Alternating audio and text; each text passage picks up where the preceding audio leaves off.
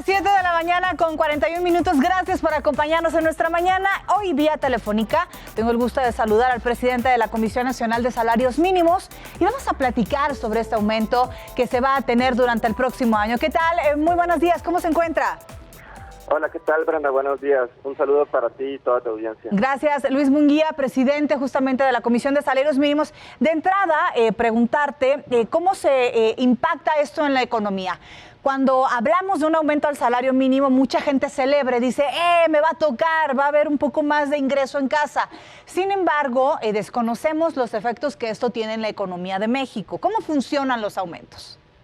Muy bien, pues la CONASAMI tiene como objetivo fijar el salario mínimo una vez al año y está compuesta de representantes tanto de los trabajadores como de los empresarios. Y la decisión se toma en un consejo donde pues a veces sale por mayoría, a veces sale por unanimidad. Además también CONASAMI tiene un equipo técnico de economistas que son los que hacen el estudio de ver cuál va a ser justamente lo que preguntas, el impacto, ¿no?, de incrementar el salario mínimo.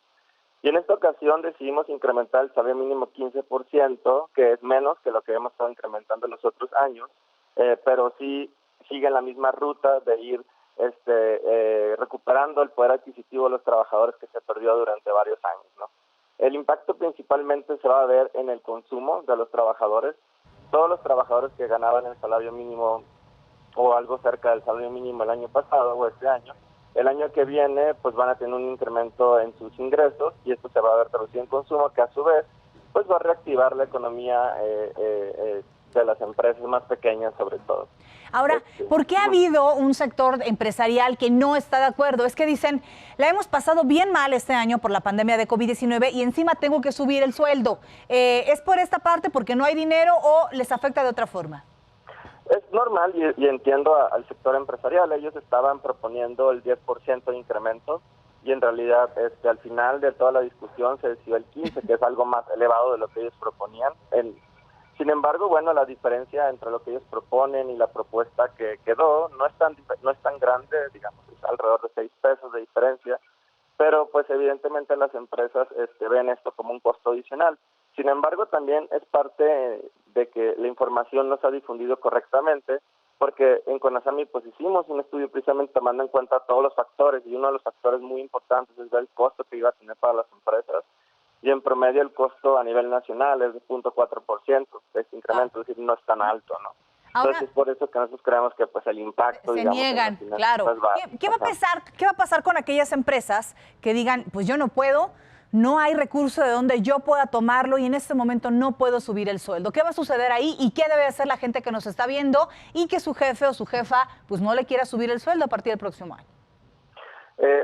Por ley, todas las empresas que tienen un trabajador que gana el salario mínimo, que estamos hablando de una cantidad relativamente baja, estamos hablando de, el salario mínimo va a ser de 141 pesos al día por trabajar 8 horas, ¿no? Entonces, por ley tienen que las empresas incrementar, digamos, o llegar a este número al menos de pagar ese salario, y un trabajador que vea que no está recibiendo, digamos, este salario mínimo, tiene derecho pues a quejarse, ¿no? Y principalmente pueden hacerlo a través de la Profedet, que es parte de la Secretaría del Trabajo, es un organismo desconcentrado, o en la misma Secretaría del Trabajo, que una de las cosas que siempre se hacen en enero mucho es monitorear esta parte, porque justo cuando incrementa el salario mínimo muchas empresas pues tardan un rato o un poco en reaccionar y inmediatamente pues tienen que hacerlo, ¿no? Entonces algunos trabajadores se quejan y nosotros, CONASAMI no tiene la facultad, digamos, de ir a inspeccionar, pero nosotros siempre tomamos todas estas quejas y las transmitimos a la Secretaría del Trabajo o a Proceder para ayudar al trabajador a que sí se le pague. Y recordar que comparado con otros salarios en otros países del de México, de verdad es todavía muy poco, ¿no? Es el de los más bajos del mundo. Actualmente está en el número 82 de 135 países.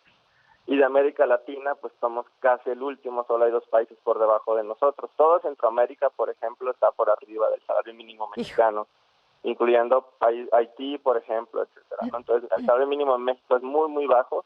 Y esto también pues nos ha permitido a nosotros irlo incrementando sin que hayamos visto ningún efecto adverso, ¿no?, en la economía, porque es muy bajo.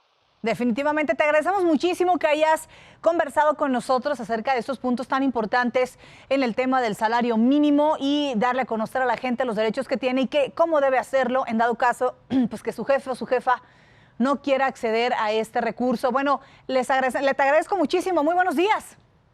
Muy buenos días, muchas gracias a ti y a toda tu audiencia. Así es, y les recordamos que usted puede denunciar, por supuesto, a la empresa si es que todavía le hace tardío este recurso que ha autorizado ya aquí la autoridad en México.